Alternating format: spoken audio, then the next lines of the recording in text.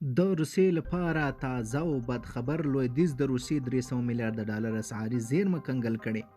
په سلامونه مو هرکلی کوم. تاند د روسیې د مالیې وزیر وایي چې لویدیځ د بندیزونو له کبله د روسیې له 640 میلیارډ ډالرو اسعاري زیرمو 300 میلیارډ ډالر کنګل کړي.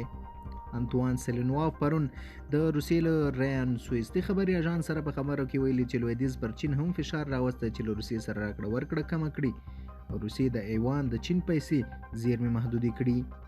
د ونه ویل چې چین په پیسو یعنی ایوان د روسیې اسعاري زیرمه څومره ده، خو د روسیې د مرکزي بانک شمیرنې ښیي چې د اوکراین د کریمیا ټاپو د نیولو او له خپلې خاورې سره د هغې یوځای کولو په خاطر د روسیې پر ضد د لویدیځ د بندیزونو له پیله تر اوسه روسیې د چین د ایوان د زیرمه زیاتولو ته جدي پام کړی و. زه دغه هیواد د ټولو اسعاري زیرمو په سلو کې 14 ایوان دي. د روسیې په اسعارو زیرمو کې 20% سره زر دي. د روسیې د مالیې وزیر وایي چې له چین سره به د روسیې تجارتي همکارۍ نه یوازې کمې نشي بلکې نورې به هم زیاتې شي.